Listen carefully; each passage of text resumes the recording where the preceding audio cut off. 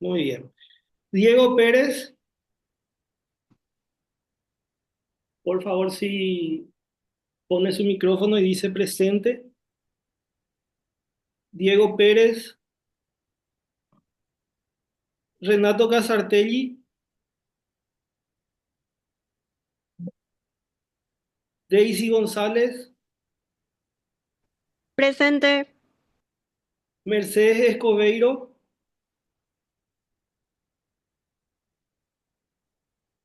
presente, doc. Laura Yuruán,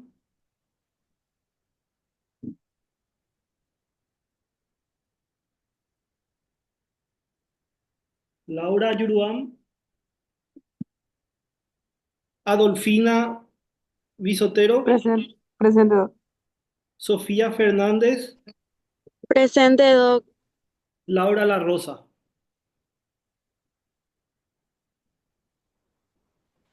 Bueno, eso es lo que tenía. Está bien, Diego. Dale, vamos a empezar entonces a hablar de choque. A ver un poco aquí.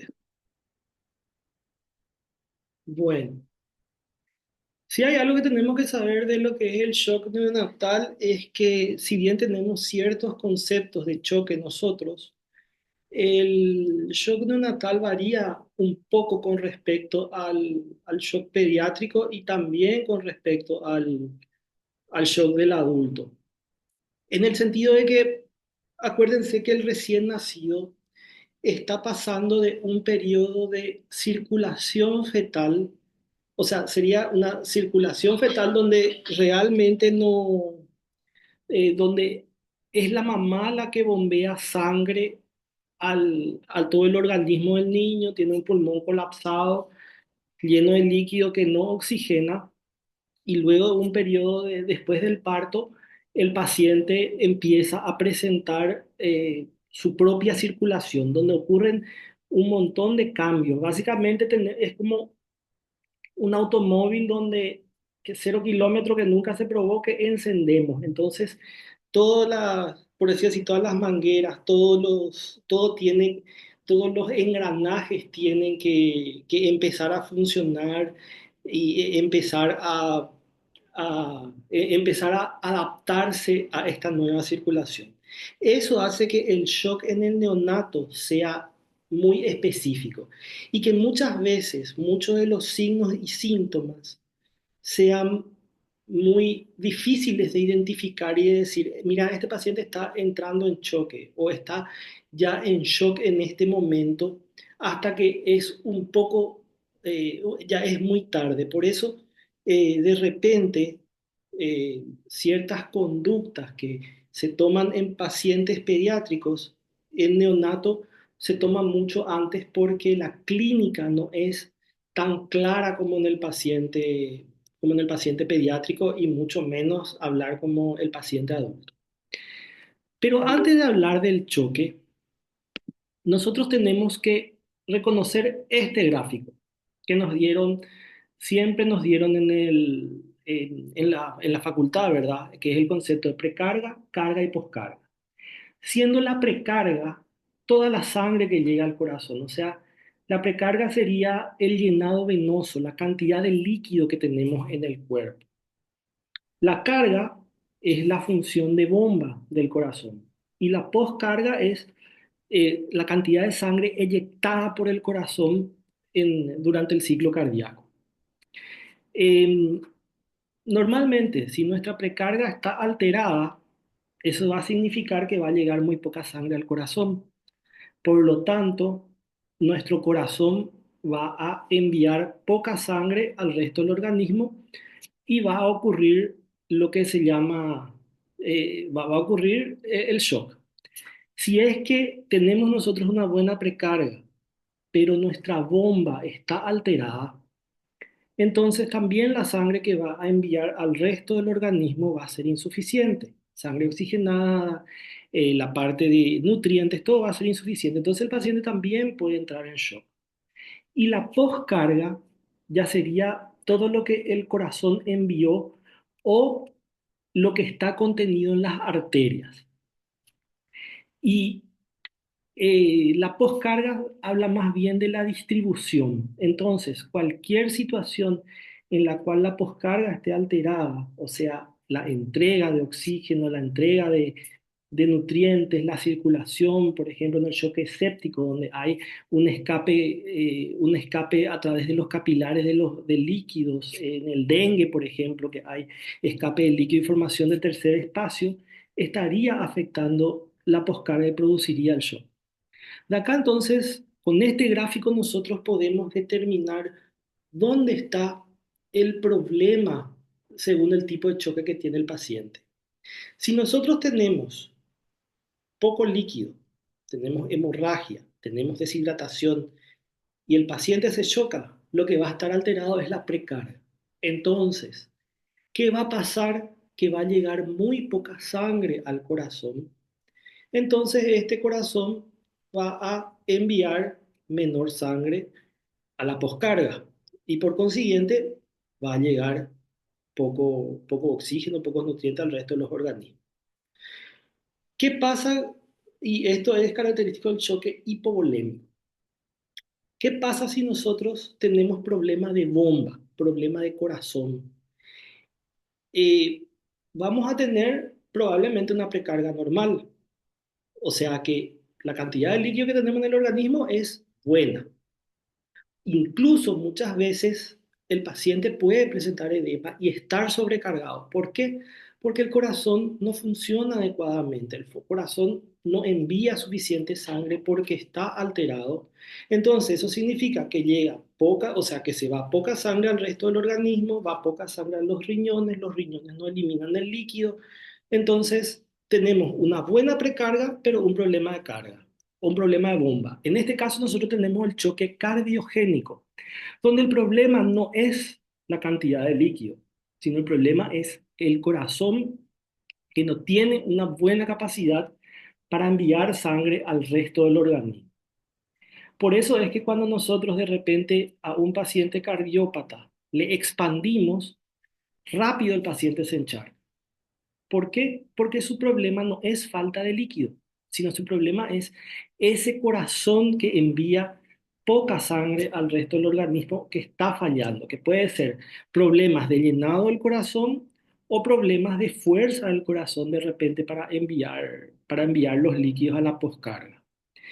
Y después ya tenemos el tema de la poscarga, donde tenemos buena precarga, tenemos buena bomba, pero ¿qué pasa? La distribución de los líquidos es el problema. En el choque séptico, por ejemplo, en el choque séptico podemos tener un paciente que está muy vasocontraído, entonces al estar vasocontraído, que es el choque frío, la sangre que llega al resto del organismo es poca. O estar muy vasodilatado, que es la sangre llega, pero muy poca sangre porque está eso muy abierto y tiene muy poca presión y no llega adecuadamente al resto del organismo. En el choque por dengue, por ejemplo, es un problema distributivo porque todo el líquido que vos le mandás en la poscarga sale a un tercer espacio. En el choque anafiláctico, en el choque anafiláctico, por ejemplo, el problema también es que por culpa de las histaminas se produce escape capilar y también una vasoconstricción importante. En el choque neurogénico, por ejemplo, que es un ejemplo de choque distributivo, es como que todos los vasos sanguíneos se dilatan, entonces cae la presión arterial al abrirse todas las arterias, llega poco líquido a la precarga y por consiguiente el corazón envía poca sangre al resto del organismo. O sea, esto es un ciclo, un círculo. Por más de que nosotros tengamos alterada la poscarga, al final siempre se altera la precarga y la función de bomba. O sea, todo lo que afecte una parte del ciclo afecta el resto. Igualmente, dependiendo del tipo de choque que nosotros tenemos, también va a variar el tratamiento que vamos a hacer. En el choque hipovolémico sabemos que lo que hay que mejorar es la precarga. O sea, ¿qué significa eso? Que tenemos que pasarle el líquido. ¿En qué cantidad? La cantidad que sea necesaria para mejorar esa precarga. En el choque cardiogénico, ¿cuál es nuestro tratamiento? Y directamente iniciar inotrópico, porque la precarga está bien, pero nuestro problema es el corazón. Ahora, ¿qué pasa cuando nos viene un paciente de afuera y nosotros no sabemos que está en choque cardiogénico? Sí o sí tenemos que hacer una expansión. Ahora, ¿qué va a pasar con este paciente? Probablemente se encharque un poco más rápido, se hinche con una expansión, entonces nosotros ahí paramos y decimos, ah, no, este no tiene problema de precarga, su problema es su bomba, entonces le metemos inotrópico de entrada.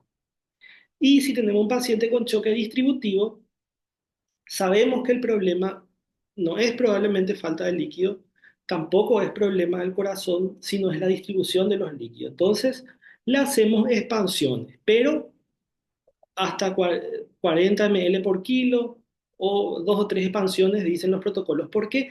Porque el problema no es los líquidos, pero sabemos que el líquido que le pasamos va a un tercer espacio, entonces tenemos que tratar de llenar ese sistema vascular para que funcione adecuadamente, mientras que iniciamos otro tratamiento para compensar. O sea, la administración de líquidos no se discute. Ahora, lo que varía según el tipo de choque es la cantidad de líquido que le vamos a hacer para mantener este ciclo. Bueno, dicho esto, vamos a pasar al tema. No sé si hay alguna pregunta con respecto a esta parte antes de pasar ya al tema de neonatal exclusivamente.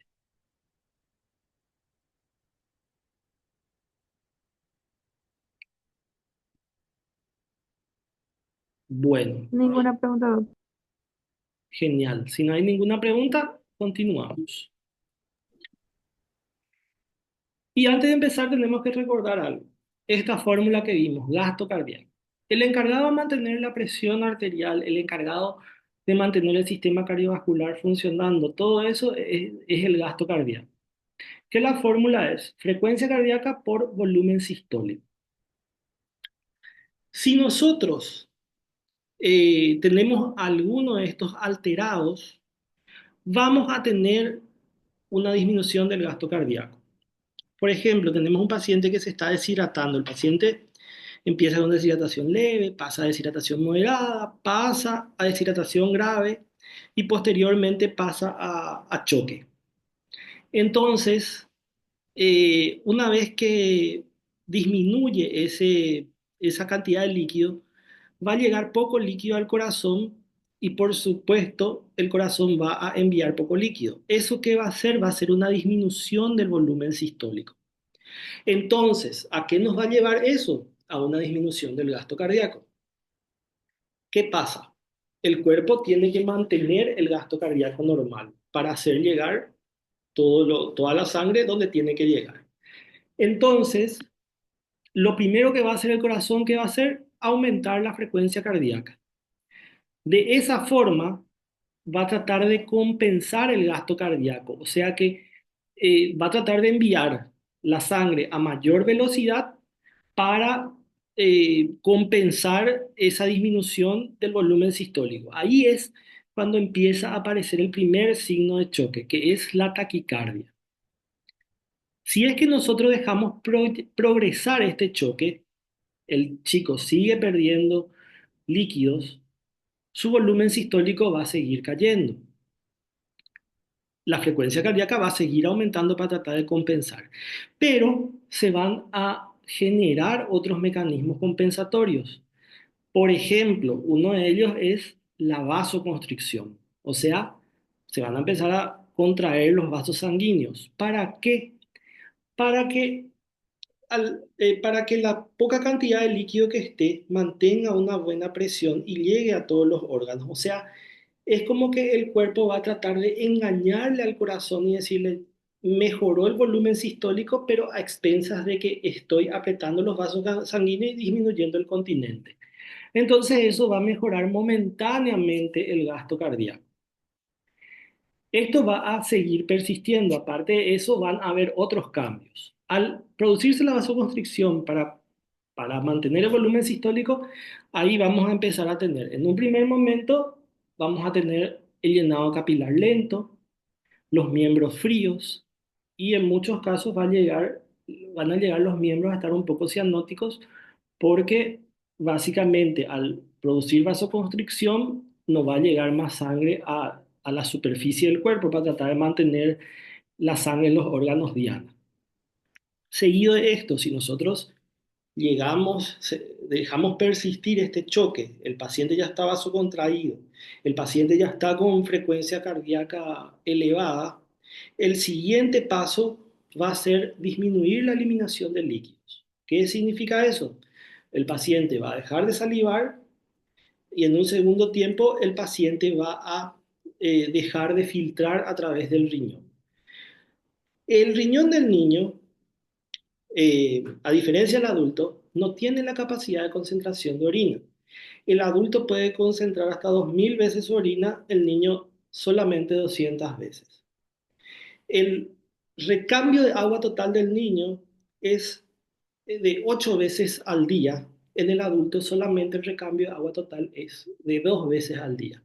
Eso significa que nosotros tenemos un riñón que no es efectivo para retener líquido. Entonces, lo que hace el organismo es ir vasocontrayendo la arteria aferente renal, eso que genera en un principio oliguria, posteriormente anuria.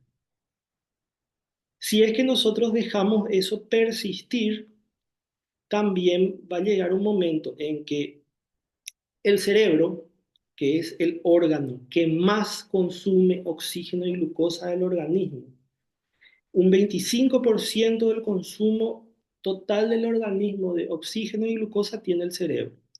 Va a entrar en un estado de reposo, o sea, va a entrar en, como le decimos nosotros, va a entrar en un stand-by.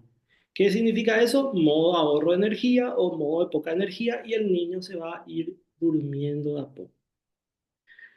Todo esto, todo esto que nosotros vemos eh, está generado a través de las catecolaminas, la adrenalina, noradrenalina, el cortisol, todo este aumento de frecuencia cardíaca, esta vasoconstricción, todo este proceso está, está generado por la adrenalina, noradrenalina, cortisol, la dopamina, o sea, todo influye en eso, pero no es un sistema infinito de producción, o sea que como nosotros tenemos un corazón que está y un sistema circulatorio que está consumiendo grandes cantidades de estos elementos, aparte de eso, hipoperfundido, o sea que la producción no alcanza el consumo, va a llegar un momento en que se van a ir acabando, van a ir fallando estos procesos y los mecanismos compensatorios van a ir fallando.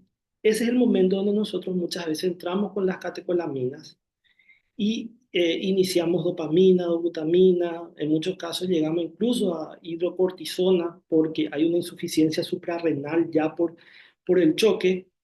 Y si es que esto nosotros dejamos persistir, en un momento dado se acaban y el corazón para, las arterias se abren, cae la volemia, cae el volumen sistólico y ocurre el gasto cardíaco.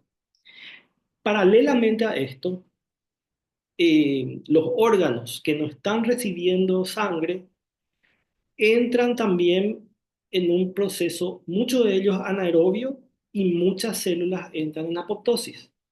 ¿Qué hace esto? El proceso anaerobio genera ácido láctico y la apoptosis y muerte celular y destrucción celular genera también que eh, el contenido celular y muchos hidrogeniones se vuelquen a la sangre. Esto también a su vez produce una acidosis metabólica.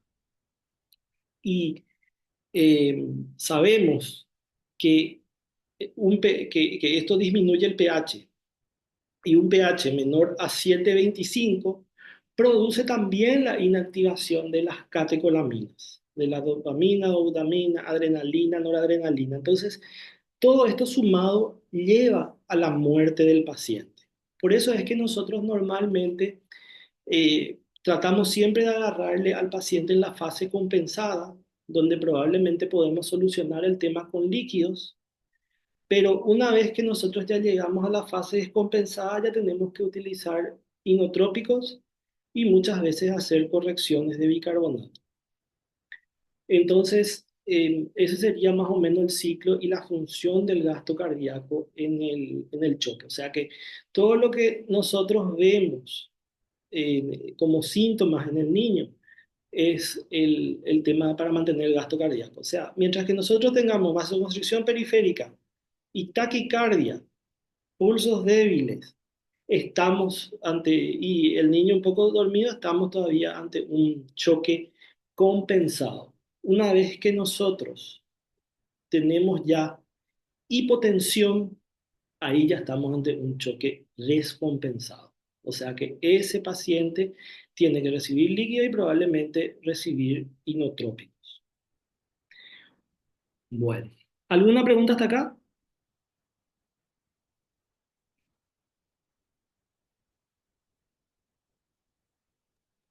No, doc. Guido. Bueno, bueno.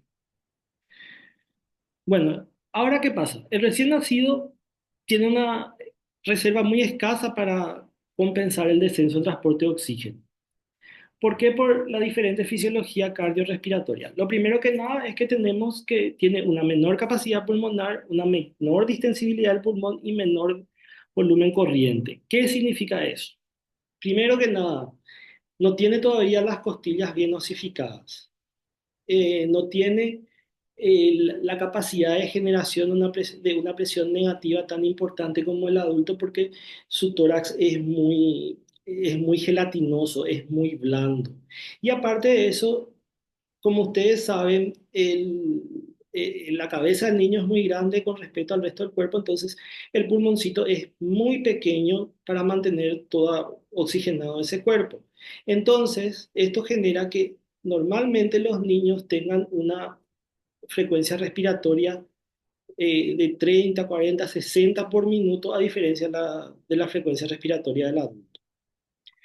La hemoglobina fetal también es otro factor importante, porque sabemos que la hemoglobina fetal tiene mucha capacidad de transportar oxígeno, tiene mucha avidez por ese oxígeno, pero tiene dificultad o tiene poca capacidad de dar ese oxígeno a los tejidos. Entonces, por eso que cuando nosotros tratamos el choque también tenemos que ver que nuestro paciente no esté anémico.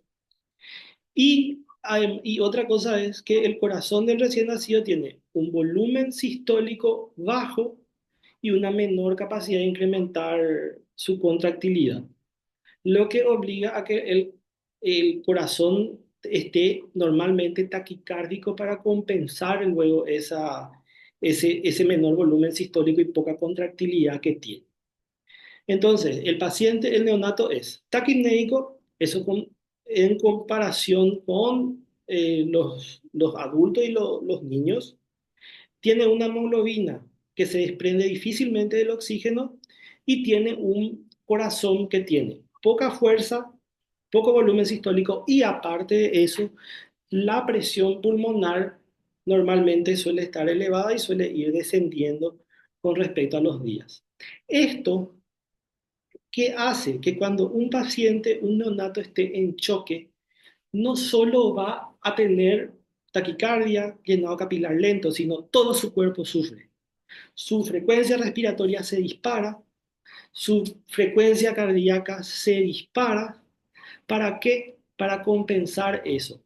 Eh, Al tener poca capacidad para entregar oxígeno, él necesita respirar más rápido para oxigenar más la hemoglobina, esta hemoglobina ambore que sabe captar oxígeno, pero que no sabe dar.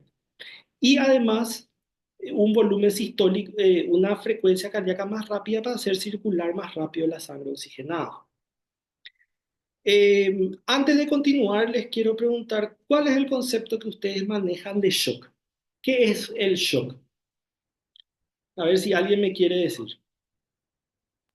Es la incapacidad del sistema cardiovascular de aportar O2 al resto del organismo ¿Solamente O2? y nutrientes. Muy bien. Entonces, básicamente, si es que, si es que vemos al neonato con esto que yo les acabo de dar, básicamente el neonato es un paciente que está en choque constantemente. Entonces, por eso esto es lo normal. Lo que estamos viendo, lo que le estoy diciendo ahora es lo normal. O sea que imagínense lo catastrófico que puede ser cuando esto se vuelve anormal. Y bueno, ¿cuáles son los factores de riesgo para shock neonatal? Anormalidad de la placenta, hemorragia fetal o neonatal, asfixia, cardiopatía. Esto no les voy a decir, no les voy a leer porque esto está en los libros. O sea que pueden leer ahí las causas. La clasificación del shock. Clásicamente se clasifica según el mecanismo desencadenante. En el shock hipovolémico puede ser por asfixia perinatal, abrupto de placenta, prolapso del cordón umbilical, deshidratación, hemorragias, etc. El choque distributivo, eh, ejemplo, y el más común es por la sepsis. El cardiogénico puede ser por asfixias perinatales, cardiopatías congénitas, postoperatorio de cardiopatía congénita, etc. Y el disociativo es metahemoglobinemia, anemia severa. Después vamos a hablar de según la clasificación. Bueno, y las características de cada uno, eso pueden leer en los libros. Vamos a ir hablando más adelante. ¿Y cuáles son las fases del shock? Se pueden dividir en diversas fases. La fase de compensación o choque compensado, que es el que hablamos donde hay taquicardia, hay llenado capilar lento, pero que todavía no hay alteraciones a nivel cardíaco o vascular periférico. O sea que todavía el organismo, el gasto cardíaco está siendo compensado o mantenido gracias a los mecanismos fisiológicos. Una vez que estos mecanismos fisiológicos fallan, se acaban o persiste el shock, pasamos a la fase descompensada. Que esta fase descompensada ya es caracterizada por el paciente que ya hay una caída de la presión arterial, hay una anuria, hay una pérdida de conocimiento total. Entonces, en esta fase no ya necesitamos algo más que solamente de repente el líquido, sino ya necesitamos el tema de correcciones, necesitamos el tema de hacer, de iniciar inotrópicos y posteriormente ya está la fase irreversible del shock, donde la alteración ya es tan importante que muchas veces no podemos ya recuperar al niño. En cuanto a las manifestaciones clínicas y síntomas, dijimos depresión del sistema nervioso central, o sea, como les había dicho, el organismo entra en un stand-by para disminuir el consumo de oxígeno del cerebro, entonces el cerebro básicamente se va apagando y el paciente se va durmiendo. PVC baja, presión venosa central baja, es hipovolémico. Normalmente, como dijimos, se debe a la poca concentración del líquido. La PVC, la presión venosa central, mide la presión a nivel de la entrada de la aurícula derecha. En los recién nacidos se toma a través del catéter umbilical, bien posicionado. En los pacientes pediátricos se toma a través de las vías que pueden ser yugular o subclavia de repente y colocadas a nivel de la entrada de la aurícula. Nos habla, la PVC nos habla, una PVC baja significa que está llegando poca sangre al ventrículo derecho, entonces significa falta de líquido. Pero ¿qué pasa en el choque cardiogénico? La PVC está alta. ¿Por qué? Porque el problema no es la cantidad de líquido. Llega buena cantidad de líquido, incluso la aurícula derecha, como ustedes saben, no tiene mucho poder de contracción, sino se distiende y el ventrículo de repente no envía mucha sangre. Entonces, ¿qué va a pasar? Esa aurícula va a estar inflada como un globo. ¿Por qué? Porque el ventrículo no tiene suficiente fuerza para enviar líquidos. Entonces, la presión venosa central va a estar alta. Relleno capilar lento, que dijimos que es consecuencia del llenado de la vasoconstricción periférica. El pulso rápido y débil. Pulso rápido por la taquicardia y débil porque al haber un choque, la presión sistólica disminuye y la diastólica también, y el pulso se siente débil porque hay una poca presión de pulso, que sabemos que la presión de pulso es la diferencial entre la presión sistólica y la presión diastólica. Entonces, Cuanto menos diferencia o más cerca esté en la presión sistólica de la diastólica, el pulso va a estar más lento, menos palpable. Esto, por ejemplo, vemos en el choque frío. En el choque caliente, sin embargo, hay una buena presión sistólica o un poco baja la sistólica y la diastólica muy baja. Entonces, eso nos va a dar una presión diferencial amplia. Entonces, por eso el paciente va a estar, el pulso va a estar saltón y se va a sentir muy fuerte. La presión arterial baja, dijimos en la parte descompensada, la piel fría, pálida y o reticulada, que es a consecuencia de la vasoconstricción periférica. Va a haber diferencia térmica aumentada, central periférica, por la disminución de la periférica, excepto en el choque séptico precoz. ¿Por qué te dice en el shock séptico precoz?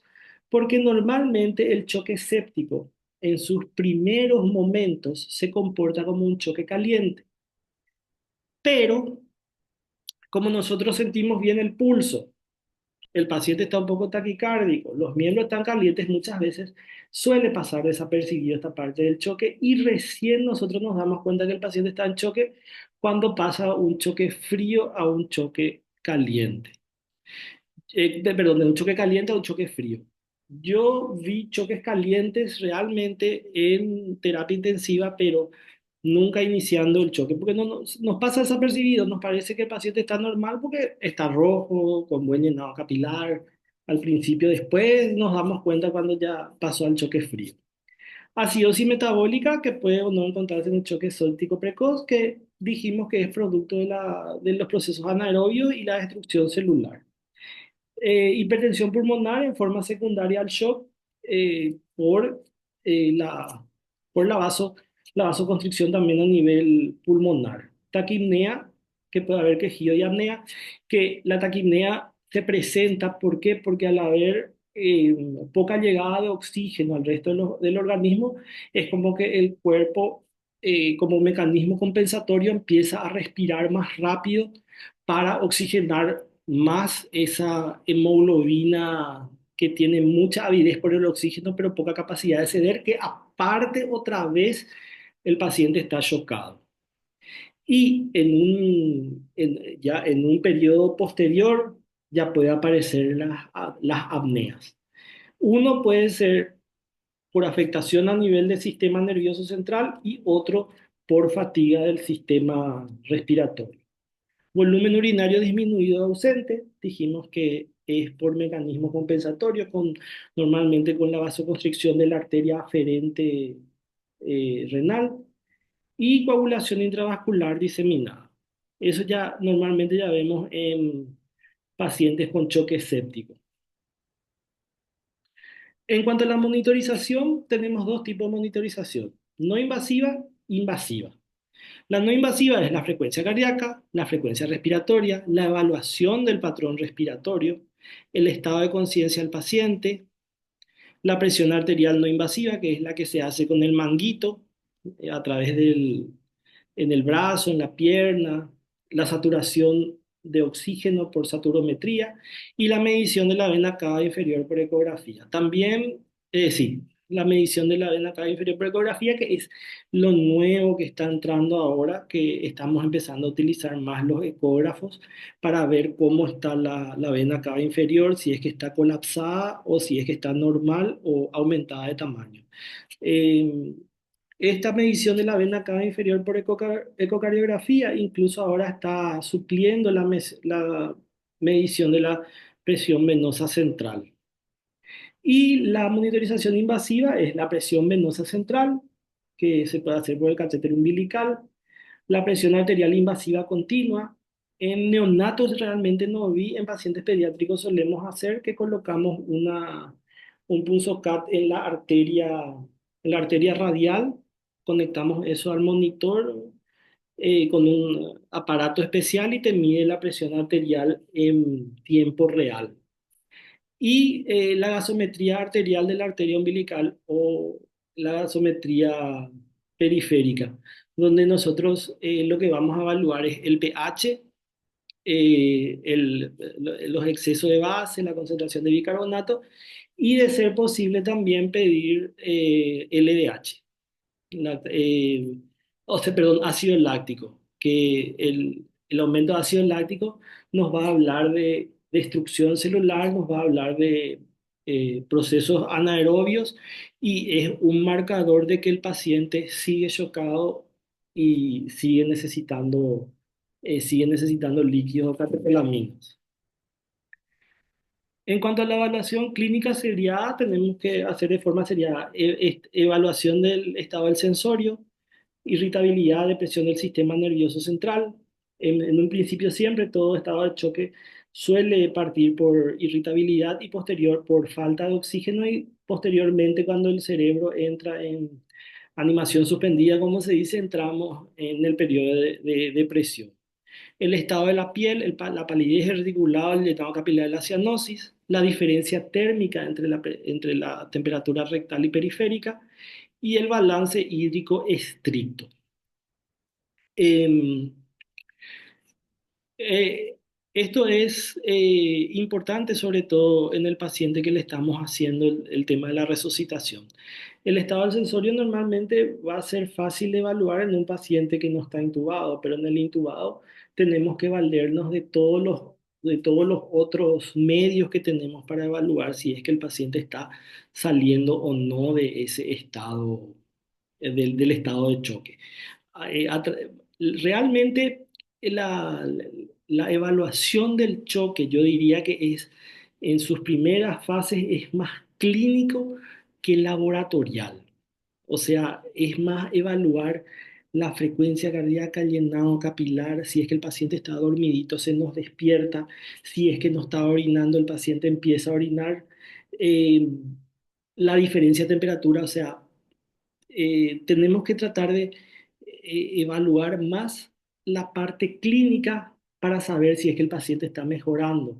Evaluar la frecuencia cardíaca, por ejemplo, le pasamos líquido, disminuye la frecuencia cardíaca. Le hicimos ya 2 expansiones, no mejora la frecuencia cardíaca. Bueno, probablemente ya el problema ya no sea más la precarga, ya sea la bomba. Entonces iniciamos inotrópico. Le iniciamos inotrópico al paciente. Eh, el paciente sigue reticulado, sigue taquicárdico, sigue con miembro frío. Entonces, ¿qué pasa acá?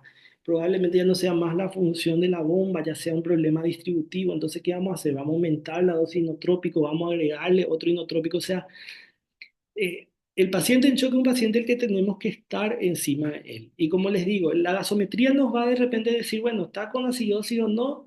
Hay LDH elevado, con el tiempo probablemente el LDH disminuya, la acidosis mejore, pero la clínica es lo que nos va a ayudar a evaluar el paciente, ver su frecuencia cardíaca, ver su presión arterial, verle al paciente. Eh, la evaluación clínica, en este caso, en el caso del choque, es soberana. Y siempre tenemos que establecernos objetivos, ver qué es lo que nosotros queremos. Nosotros queremos que baje la frecuencia cardíaca, que mejore el llenado capilar, que ese reticulado que tiene desaparezca, que ese miembro que está frío se caliente, que ese pulso que está poco palpable empiece a palparse, que el paciente que no está orinando orine, eso más adelante, eso tarda un poco, que el paciente que está dormido se despierte, eso es lo que nosotros buscamos cuando evaluamos de forma seriada el choque. Y después están los métodos auxiliares. En cuanto a los métodos auxiliares, ya sabemos, hemograma con recuento de plaquetas, importante mantener un hematocrito por encima de 40, por el tema que dijimos, el tema de la entrega de oxígeno, justamente. Medición de la función renal, electrolito, urea, creatinina, densidad urinaria, porque muchas veces estos pacientes, como la arteria aferente renal se cierra, ese riñón no recibe sangre y puede entrar en lo que se llama una insuficiencia renal aguda prerrenal, que no se debe directamente a causa de que el riñón no está funcionando, sino se debe a que el riñón no recibe sangre o recibió poca sangre. Entonces, importante medición de electrolito, urea, creatinina y también hacer el clearance de creatinina porque si es que nosotros pensamos en un paciente que está infectado, que de hecho normalmente a los pacientes chocados le iniciamos luego antibióticos hasta determinar si es o no un choque séptico, tenemos que utilizar los antibióticos a dosis renales, como se dice, para tratar de cuidar ese riñón que ya está insuficiente. Medición de la función cardíaca, CK total, CKMB, lactato y troponina I, para ver si es que no hubo sufrimiento a nivel de ese corazón y hacerle, por supuesto, una ecocardiografía con Doppler. Eh, Importante, la CK total, CKMB y troponina I aumentan entre las 6 horas a 12 horas aproximadamente. Si nosotros queremos saber si es que eh, ese corazón está sufriendo en ese momento, en los periodos iniciales del choque, lo que podríamos pedir es la troponina y ultrasensible, que aumenta ya en los primeros momentos. Y posteriormente a eso, si es que tenemos alteradas esas enzimas, hacer un control cada 48 horas aproximadamente, mientras que el paciente esté con inotrópicos para ver si es que ese corazón está funcionando bien. Medición de la función hepática, coagulograma, electrolitos, glicemia. Como saben, en el tema del choque, el paciente tiene que estar normoglicémico, normohidratado, con buena temperatura, sus electrolitos dentro de lo normal.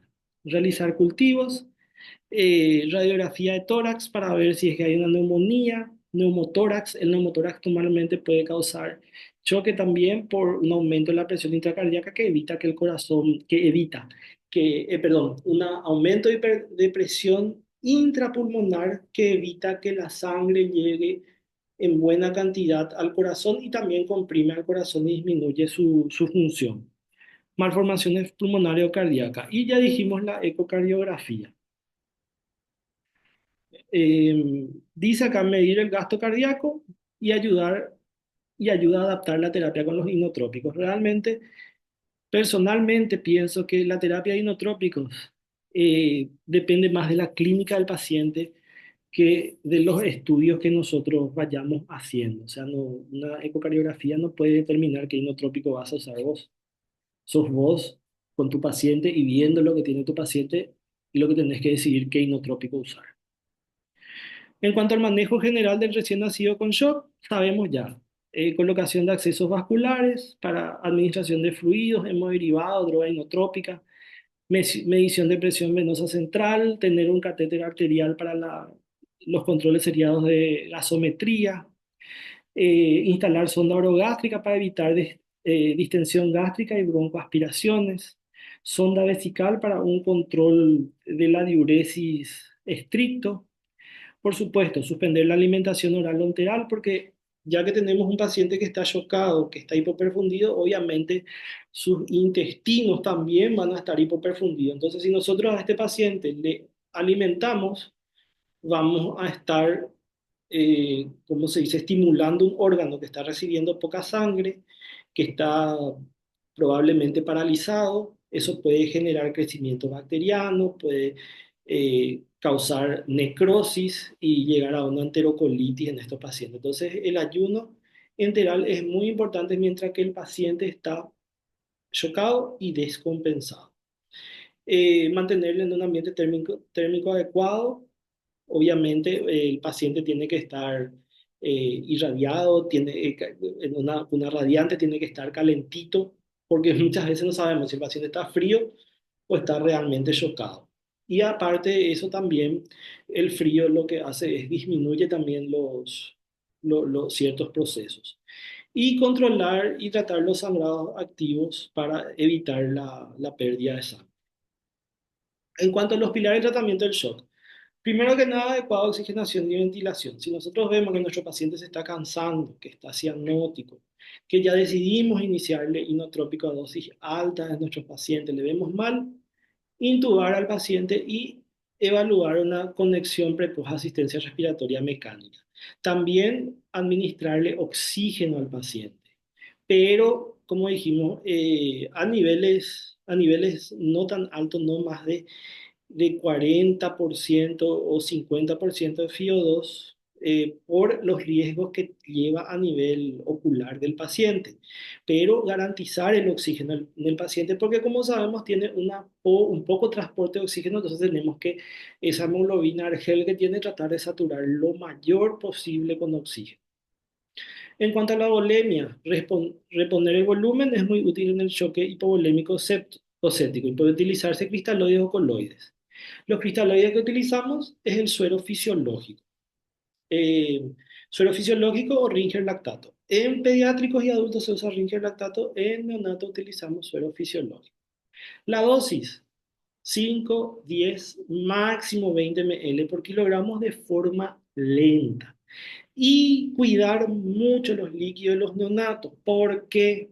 Porque el neonato, el suero fisiológico, al tener sodio, primero que puede producir un cambio en la osmolaridad y este cambio en la osmolaridad puede causar hemorragias interventriculares, entonces, y también alteraciones a nivel renal, hipercloremia a nivel renal. Entonces tenemos que hacer uno de forma lenta y dos, no como el paciente pediátrico que le pasamos a chorro en 20 ml, sino 10 ml en media hora a una hora de forma lenta para tratar de ir, de que la osmolaridad no se vea muy alterada e ir, como se dice, rellenando bien los líquidos. Los coloides. Los coloides, albúmina al 5%, no se recomienda el uso de rutina, su vida media es de 24 horas. Eh, Normalmente no utilizamos porque los estudios demostraron que no hay diferencia entre el uso de cristaloides y coloides. Utilizamos de repente en pacientes que tienen mucho líquido en un tercer espacio y proteínas muy bajas para básicamente recuperar el líquido del tercer espacio y pasar al intravascular, pero 24 horas dura y después sale otra vez a un tercer espacio.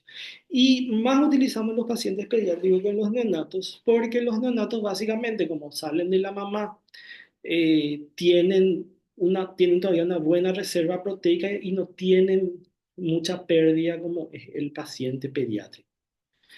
Y por último, corregir los factores negativos, corregir la hipoxia, hiperglicemia, los trastornos hidroelectrolíticos, sobre todo el calcio, el magnesio y el potasio, que son muy importantes en la función cardiovascular. Corregir la acidosis metabólica persistente. eh, si el pH es menor a 7,25 y hay buena ventilación pulmonar, y una vez que hayamos descartado toditas las otras causas, o sea, no es que el paciente entra en choque, está acidótico y nosotros ya de entrada ya le metemos una corrección de bicarbonato, no. Tenemos que tratar de hidratarle bien al paciente. Una vez que constatamos que está bien hidratado el paciente, le iniciamos inotrópico, llegamos, vamos aumentando la dosis de inotrópico y si persiste, pese a la administración de inotrópicos, no se corrige el pH, ahí recién iniciamos el bicarbonato. ¿Por qué? Por lo mismo que dijimos anteriormente. El bicarbonato tiene sodio. El sodio produce un cambio de osmolaridad muy importante y esto puede producir hemorragias. Entonces, sobre todo en el recién nacido. En los pacientes pediátricos ya sus vasos sanguíneos ya están más fuertes, ya están más gruesos, los cambios de osmolaridad no le afectan tanto, no hay tanto riesgo de producir hemorragia, pero los neonatos sí. Entonces, con el uso de bicarbonato nosotros tenemos que ser muy cuidadosos en los neonatos. Entonces, es básicamente lo último que hacemos una vez que tratamos toditas las otras causas y no encontramos solución. Ya tenemos buena cantidad de líquidos, ya tenemos inotrópicos a una buena dosis que debería actuar, pero el pH no mejora, o sea, el paciente sigue chocado, entonces ahí recién le iniciamos inotrópicos. Bueno, ¿alguna pregunta hasta acá?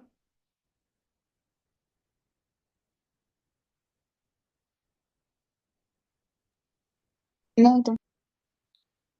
Bueno, si no hay preguntas, continuamos. Y este ya es más para R2 y R3 que están en terapia. Inotrópicos.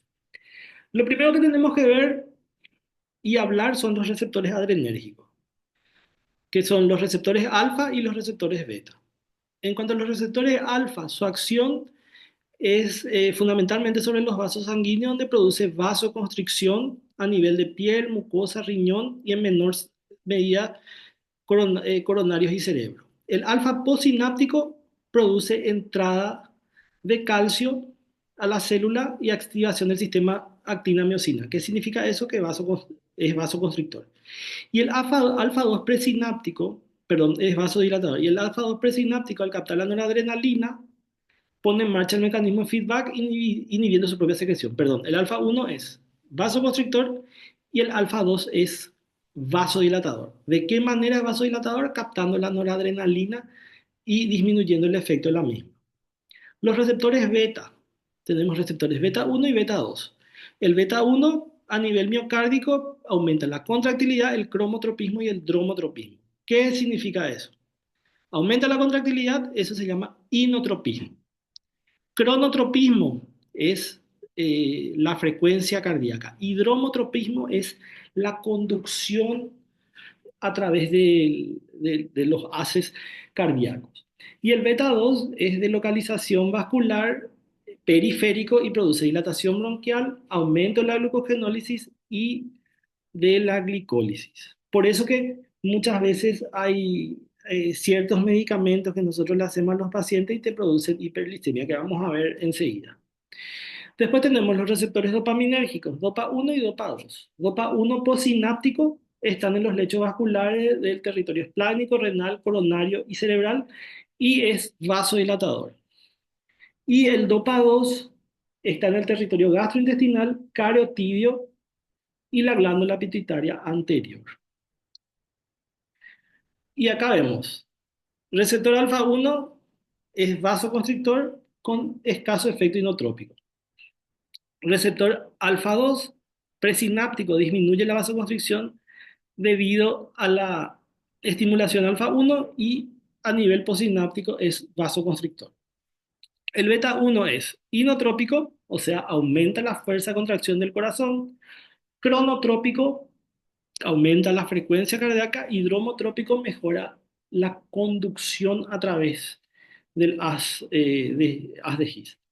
Y el beta 2 produce vasodilatación. El dopaminérgico produce vasodilatación renal, mesentérica, coronaria y cerebral. Este cuadrito, sáquenle foto, vean, porque es el pilar del tratamiento inotrópico y ahora vamos a ver cada inotrópico y a qué dosis se usa. Bueno, tenemos dos tipos de inotrópicos. Están los inoconstrictores y están los inodilatadores. En los inoconstrictores tenemos la dopamina. Su acción fundamentalmente a nivel cardíaco es beta 1, que dijimos que es inotrópico, o sea, aumenta la fuerza de contracción, cronotrópico, aumento de la frecuencia cardíaca, y dromotrópico, mejora la conducción. No tiene efecto beta 2 periférico, o sea que no es vasodilatador. Y al incrementarse la dosis también se incrementa el efecto alfa 1 adrenérgico, o sea que es vasoconstrictor. Y a dosis baja tiene efecto dopaminérgico, vasodilatador a nivel esplánico, renal, mesentérico, hereditario. La dosis entre 2 a 4 microgramos por minuto tiene un efecto dopaminérgico. Por eso es que de repente al paciente que no orina se le hace la dopamina a 4 o a 5. Es básicamente buscando ese efecto vasodilatador renal. Acuérdense que el paciente está chocado, hizo una vasoconstricción de la arteria aferente renal, entonces lo que se busca con la dopa baja es que por ese efecto vasodilatador vasodilate esa arteria renal y el paciente vuelva a orinar. Por eso se habla de el uso de la dopamina en dosis diurética. Entre 4 y 10 microgramos por minuto tenemos efecto beta 1. ¿Y qué dijimos? A nivel cardíaco es aumento de la contractilidad miocárdica, o sea, inotropismo, y por consiguiente el gasto cardíaco. ¿Por qué? Porque aumenta. Uno, al aumentar el inotropismo, aumenta la fuerza con que envía la sangre y esto produce un aumento del volumen sistólico. Y dos, al producir el aumento del cronotropismo, también al ser taquicardizante, esto aumenta el gasto cardíaco. A nivel sistémico, se produce un aumento de la presión sistólica. ¿Por qué? Y por el aumento del gasto cardíaco que dijimos por el efecto anterior. Y la resistencia vascular periférica suele disminuir. Básicamente, ¿por qué disminuye la resistencia vascular periférica? porque al llegarle buena cantidad de sangre, básicamente el organismo ya interpreta que, bueno, está funcionando bien ya el corazón, se restituyó el volumen, entonces voy a relajarme nomás ya porque ya tengo buena cantidad de sangre. Y a nivel pulmonar, hay un descenso en las resistencias vasculares pulmonares secundaria al efecto del gasto cardíaco, que es básicamente todo a causa de compensación a nivel cardíaco.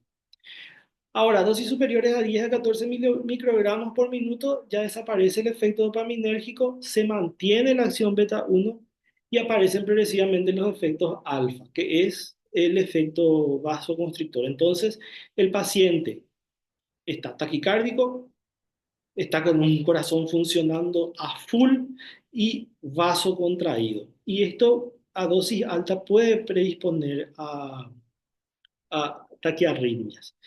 Eh, a nivel de la circulación sistémica, esa vasoconstricción que teníamos por el efecto beta desaparece y predomina el efecto alfa total, entonces puede también llevar al, a la disminución de la perfusión general porque el efecto alfa 1 lo que hace es una vasoconstricción general e incluso puede volver a caer la diuresis porque a esta dosis ya el efecto beta vasodilatador renal desaparece y aparece el efecto alfa 1 que vasocontrae otra vez la arteria aferente renal. Y a nivel pulmonar hay un incremento eh, de la presión pulmonar por la vasoconstricción también generada por su efecto alfa. Entonces, idealmente de 10 máximo lo que usamos la dopamina. Anteriormente en neonatos se utilizaba 20, 40 y eso de dopamina y dobutamina. Actualmente eso ya está cambiando y máximo una dosis de 10 es lo que llegamos y después ya vemos la posibilidad de utilizar o combinar con otro inotrópico. Indicaciones, todo cuadro de fracaso de la función cardíaca, shock cardiogénico, síndrome de bajo gasto cardíaco en el que se quiera potenciar la poscardia. Precauciones a ritmogénico en paciente con tratamiento digitálico e hipopotasemia y en caso de gran taquicardia, signo de isquemia miocárdica o arritmia, bajar la dosis o sustituir. Últimamente, realmente la dopamina ya está siendo dejado de lado. Pero si es que no tenemos otro inotrópico, eh, utilizamos nomás la dopamina. En neonatos, como todavía tienen pocos receptores alfa y pocos receptores beta, alfa, se usa más la dopamina y la dobutamina por el efecto dopaminérgico más que por los efectos alfa y beta. Pero en pacientes más grandes esto ya está siendo sustituido y la dopamina ya no es más que se use tanto. La adrenalina. La adrenalina entonces tiene acción directa sobre los receptores beta 1, beta 2 y alfa. A dosis baja predomina la acción beta 1 y beta 2, produciendo el aumento del gasto cardíaco y la frecuencia cardíaca. Entonces, acción beta 1 es inotrópico, cronotrópico, dromotrópico. Y su acción beta 2 es vasodilatador periférico. ¿Esto qué produce? Aumento de la frecuencia cardíaca, aumento del inotropismo, entonces, por consiguiente, aumenta el volumen sistólico y esto produce la disminución de las resistencias vasculares periféricas, que también actúa el efecto beta 2. Por eso, la adrenalina es el inotrópico de elección en el choque frío, porque el paciente con choque frío es un paciente que está taquicárdico, vaso contraído, con pulsos débiles. Entonces, al meterle vos la adrenalina, lo que haces es mejorar la fuerza de contracción del corazón, o sea que tu corazón envía mayor cantidad de líquidos, a su vez también empieza a latir más rápido y por su efecto beta 2 te vasodilata. O sea que un concepto que nosotros tenemos es que la adrenalina te produce vasoconstricción. No, a dosis baja la adrenalina te vasodilata. Entonces es lo ideal para un choque frío. Porque mejora tu carga, tu función de bomba y mejora tu poscarga por dos efectos. Uno, al mejorar tu gasto cardíaco y dos, por su efecto beta que te produce vasodilatación. Ahora, ¿qué pasa si es que nosotros subimos eh, la dosis. Si nosotros subimos la dosis, mantiene su efecto inotrópico a nivel central, pero a nivel periférico presenta un efecto alfa 1 con vasoconstricción. Por eso que de repente cuando el paciente está con adrenalina alta, nosotros eh, tenemos los miembros fríos, muchas veces están cianóticos, incluso muchas veces ya llegan a estar negritos luego como necrosados. También otra cosa importante, por su efecto beta 2 la adrenalina suele producir hiperglicemia. Entonces es común en pacientes pediátricos, no vi, pero en pacientes en neonatos que normalmente están con goteo de adrenalina, por su efecto beta 2 podemos ver hiperglicemia por el aumento de la glicólisis y de la glucogenólisis. En cuanto a las indicaciones, dosis baja en síndrome de bajo gasto cardíaco que se acompañan con resistencias vasculares elevadas. ¿Qué significa eso? Choque que esté vasocontraído, choque frío. En dosis altas, síndrome de bajo gasto cardíaco con resistencias vasculares bajas. ¿Qué significa eso? Choque que esté el paciente muy vasodilatado, donde nosotros le iniciamos un hinoconstrictor, por ejemplo, le iniciamos noradrenalina y no logramos conseguir que el paciente se vasocontraiga. El paciente sigue muy vasodilatado, en ese caso sí alzaríamos la dosis de adrenalina. Pero normalmente nosotros, si buscamos una respuesta a un choque frío, llegamos a una dosis de entre 0,05 a 0,5 microgramos por kilogramo minuto. Pasado esa dosis, normalmente ya es cuando el paciente tiene otro inotrópico y no estamos logrando vasocontraerle. De elección en el paro cardiorrespiratorio por su efecto, primero que nada, inotrópico, cronotrópico y cronotrópico. O sea que, dromotrópico, perdón, que tenemos que ayuda a mantener una frecuencia cardíaca adecuada y también mejora la conducción a través del haz de His. Entonces nos ayuda en el paro cardíaco a mantener esa función. Contraindicaciones, taquiarritmias graves, hipovolemia severa, precauciones a ritmogénicos más que la dopamina, pero eso a dosis alta. Dosificación de 0,05 a 0,3 como inoconstrictor. Se puede comenzar de 0,5 a 0,8 aumentando la dosis paulatinamente. Y en situaciones extremas llegamos a 1 a 3 microgramos por kilogramo minuto, pero normalmente una vez que pasamos uno probablemente ya no tenga más acción.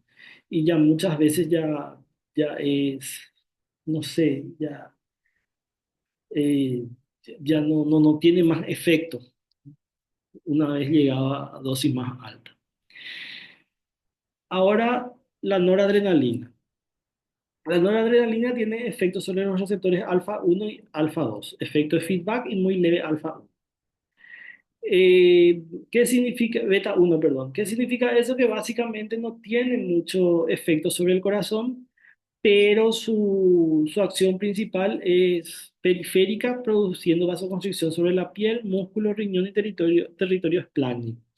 Lo bueno de esto es que no aumenta la presión pulmonar, sino que es más periférico su efecto. Y al producir la vasoconstricción sobre la piel, músculo y riñón, mejora la presión arterial, lo que ayuda secundariamente a mejorar el flujo cerebral y coronario. Las indicaciones, el shock con gran vasodilatación periférica y ante las necesidades de aumentar las presiones sanguíneas.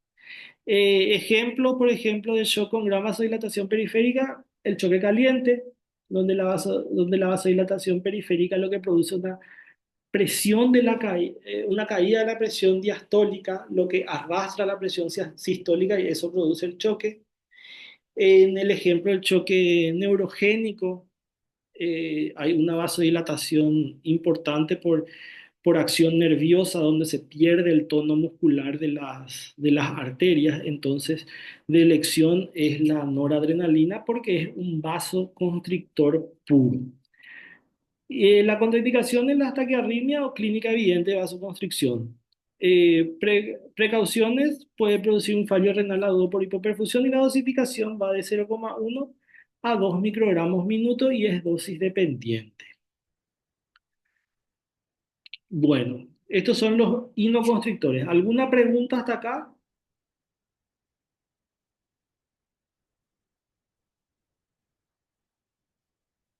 Hablen ahora o callen para siempre. Estamos atentos todavía. Bueno, Todo muy claro ahora. dale, genial. Ahora vamos a los inodilatadores. Y tenemos las catecolaminas y los inhibidores de la fosfodiesterasa. En cuanto, obviamente, en los inoconstrictores que pasamos tenemos la vasopresina y eso, pero no incluía acá porque no son pues medicamentos que nosotros tengamos o que utilicemos normalmente y que también no está demostrado mucho la acción sobre en los pacientes pediátricos y también en los neonatos. Incluso anteriormente, dopamina, dobutamina, adrenalina eran los que más se utilizaba con neonatos. Actualmente se empezó a utilizar ya la milrinona, la noradrenalina, porque no se sabía muy exactamente el efecto que tenían. En mi época, cuando era residente, por ejemplo, el uso de la noradrenalina todavía estaba muy discutido, incluso la milrinona le tenían muchísimo miedo por la vasodilatación que producía. Actualmente ya se está utilizando más y se hacen las combinaciones de inotrópicos. Que por eso es importante conocer, por eso es importante conocer el efecto. Por eso les puse la tabla de efectos alfa uno, alfa 2, beta uno, beta 2, dopa uno, dopa 2, porque al conocer nosotros los efectos de los inotrópicos, a qué dosis funciona cada uno, nosotros podemos ir a nuestro paciente y ver qué es lo que tiene y según eso ir ajustando las dosis. Yo veo mucho de repente que le meten dopamina, glutamina, adrenalina, noradrenalina, le ponen todos los inotrópicos conocidos por el hombre. El paciente está vasocontraído y tiene su adrenalina uno, su noradrenalina a 0,5 y no orina. Y a su vez tiene su dopamina a dosis diurética. Pero ¿cómo el paciente te va a orinar si hay que tener tu noradrenalina en el aire y tu adrenalina también?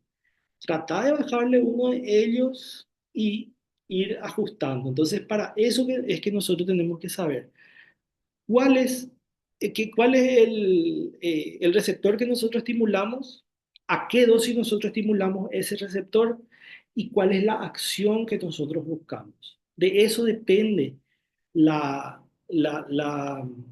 ¿cómo se dice? De eso depende la acción y el efecto que va a tener en el cuerpo del niño. Muchas veces, sacando inotrópicos, nosotros mejoramos el efecto que poniéndole cada vez más.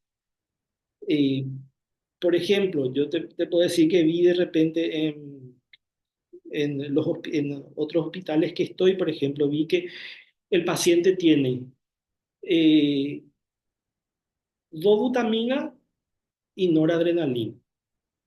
Y a su vez le quieren poner milrinona. ¿Por qué? Porque con la dobutamina el paciente se vasodilató, entonces le pusieron noradrenalina, ahora el paciente está vasocontraído, le suben la dosis de dobutamina y el paciente sigue vasocontraído, entonces le van a agregar milrinona para vasodilatarlo. O sea que tenés un vasodilatador, tenés un vasoconstrictor y a su vez no sabe cuál de los dos va a hacer, si el paciente se va a vasodilatar o se va a vasocontraer. Entonces, ¿qué podés hacer en ese caso? Podés ponerle el vasodilatador, si es que te vasodilata mucho, ponerle el constrictor y si es que te contrae mucho, ir bajando la dosis del constrictor hasta que el paciente tenga el tono muscular esperado por vos. Pero para eso nosotros tenemos que conocer las dosis y tenemos que conocer los efectos. En cuanto a los inoconstrictores, entonces tenemos las catecolaminas y los inhibidores de la fosfodiesterasa. Dentro de las catecolaminas está la dobutamina, que tiene una intensa acción beta 1 adrenérgica. ¿Eso qué significa? Que es súper inotrópico, súper cronotrópico, o sea, taquicardizante, súper eh, y es súper dromotrópico, o sea que espectacular para la conducción. Tiene menor efecto beta 2, o sea que es poco vasodilatador periférico, a nivel beta 2 no tiene efecto alfa, o sea que no es para nada vasoconstrictor, pero su efecto vasodilatador es por su efecto dopaminérgico, que es muy importante. A nivel cardíaco, ¿qué produce? Aumenta la contractilidad miocárdica de forma creciente a la dosis utilizada, genera un aumento importante, esto genera aumento del gasto cardíaco. ¿Por qué? Porque mejora la fuerza y la función a nivel del ventrículo izquierdo. Es menos taquicardizante que la dopamina y tiene un efecto vasmotrópico sobre el nodo sinusal. ¿Qué es el vasmotropismo? Es la estimulación del nodo sinusal. Eh, y dromotrópico sobre la conductividad auricular y auriculoventricular. Produce vasodilatación coronaria, pero su consumo de 2 es alto por el efecto taquicardizante. Eh, ¿Qué es lo que produce, qué es lo interesante de la dobutamina? Y es de elección en los problemas cardíacos, justamente por todo este efecto que vimos, que estimula el nódulo sinusal, mejora la conducción, tiene buen efecto inotrópico, produce vasodilatación coronaria. Pero ¿cuál es el problema de la dobutamina? Que al ser muy taquicardizante, eh, consume mucho oxígeno y también le da muy poco tiempo al corazón a oxigenarse adecuadamente, porque como ustedes saben, el corazón en la diástole es que se oxigenan los miocitos. Pero es normalmente el de elección en los pacientes cardiópatas en un comienzo. A nivel de la circulación sistémica, por su efecto beta 2 y mejoría del gasto cardíaco, produce un descenso en la resistencia vascular, sobre todo a nivel pulmonar. Por eso en la hipertensión pulmonar es el elegido, porque te produce vasodilatación pulmonar, eh, también, y a su vez aumenta la fuerza con que la sangre es enviada por el ventrículo. Entonces, sabemos que en la hipertensión pulmonar vos tenés aumento de la presión pulmonar por aumento de la resistencia vascular periférica. O sea que muchas veces la presión pulmonar supera la presión con la que el corazón envía la sangre. Entonces, al hacerle dobutamina, tenés dos efectos ahí. Uno, vasodilatás las arterias pulmonares con la consiguiente disminución de la presión y a su vez le das más fuerza al corazón para enviar sangre. Las indicaciones de fallo importante de la función ventricular con resistencias vasculares aumentadas.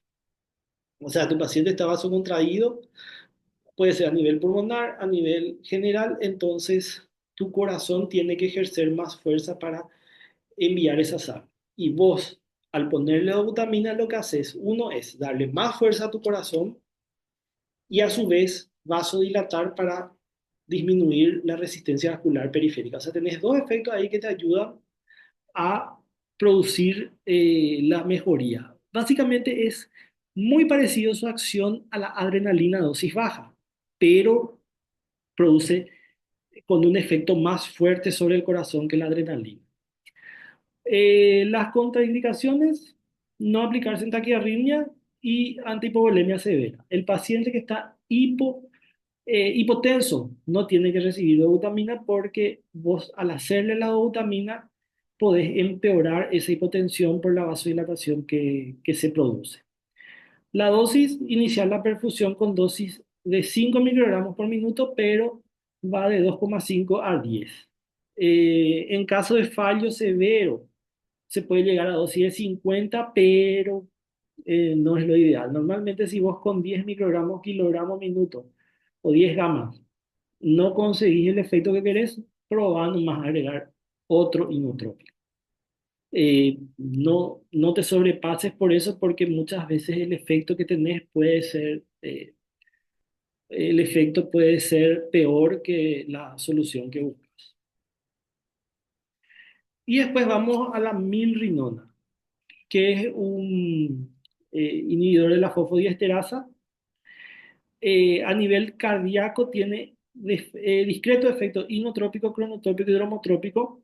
Aumenta el gasto cardíaco fundamentalmente por la acción vasodilatadora con disminución de la poscarga en ambos ventrículos. Favorece la relajación diastólica ventricular lo que disminuye el estrés del miocardio con menor consumo de O2 que las catecolaminas. La milrinona actualmente es, es la estrella, por decir así, en pacientes cardiópatas que tienen presión arterial normal. Eh, ¿Por qué? Y uno, porque tiene un efecto inotrópico, cronotrópico y dromotrópico, que dijimos. Segundo, es menos taquicardizante que la dobutamina, entonces no aumenta el trabajo cardíaco. Favorece también la diástole, o sea que al favorecer la diástole hace que el ventrículo y la aurícula se llenen más y envíen más sangre, cosa que no ocurre tanto con la dobutamina porque es muy taquicardizante. Entonces, y al favorecer la diástole, también favorece la oxigenación del miocardio. Entonces, por eso es el elegido. Segundo, a nivel sistémico produce vasodilatación importante y es dosis dependiente. Al producir la vasodilatación importante, lo que puede producir en muchos casos de repente es la caída de la presión arterial y es predominantemente, o sea, y es general su vasodilatación. Es a nivel central y a nivel periférico produce vasodilatación. A nivel de la circulación pulmonar provoca vasodilatación importante con disminución de la resistencia vascular en la poscarga del ventrículo derecho. Indicaciones, situaciones de vasoconstricto cardíaco, shock cardiogénico o insuficiencia cardíaca congestiva eh, con aumento de la resistencia vascular sistémica y pulmonar por el efecto vasodilatador que tiene. Contraindicaciones, paciente hipovolémico tiene un efecto trombopénico leve, por lo cual pacientes que de repente tienen plaquetopenia o tienen sangrado, es importante controlar los niveles de plaquetas. Muchas veces esta milrinona se tiene miedo de utilizar la milrinona por el efecto vascular periférico que puede producir hipotensión. En ese caso, cuando vos tenés un paciente, por ejemplo, con una hipertensión pulmonar importante, podés utilizar la milrinona, pero muchas veces se utiliza asociado con noradrenalina como la noradrenalina es de acción periférica, entonces utilizas la milrinona de repente para disminuir la resistencia vascular periférica, resistencia vascular a nivel pulmonar y utilizas la noradrenalina para contrarrestar el efecto de vasodilatación periférica. Eh, Precauciones, la mirrinona se elimina renal, se elimina a través de los riñones, entonces normalmente hay que ajustar la dosis en pacientes que están, en pacientes que están en falla renal. La dosificación, siempre utilizamos una carga de 5 miligramos por kilogramo, que tiene que pasar en 15 minutos, y después le hacemos una perfusión continua, que se inicia a 0,375 microgramos por kilogramo minuto, la siguiente dosis es 0,50 y la siguiente dosis es 0,75. Esa es la dosis máxima. ¿Y qué es lo bueno en la mirrinona? Que una vez que vos suspendés, rápidamente disminuye su acción. Bueno, y estas son unas tablitas, básicamente es de la acción de los inotrópicos, que es de lo que estuvimos hablando. Bueno, ¿alguna pregunta hasta acá?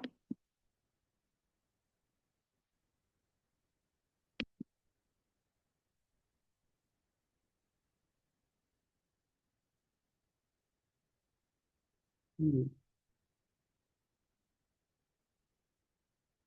¿Alguien tiene alguna duda?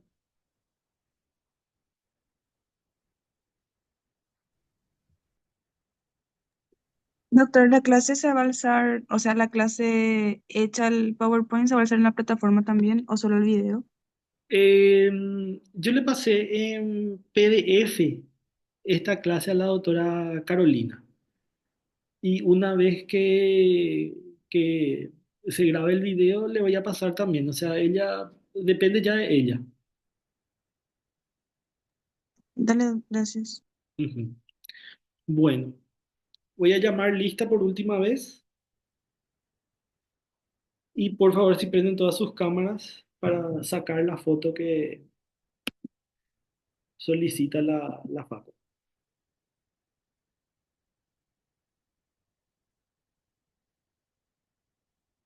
A ver si se ponen todo su maquillaje.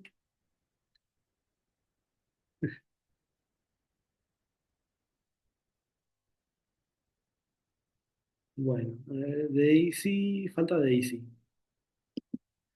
Al final terminaron 6 nomás las clases, así que Adolfina, Mercedes, Sophie y Laura y Daisy son Las sobrevivientes. las únicas que llevan presentes hoy. Bueno, a ver,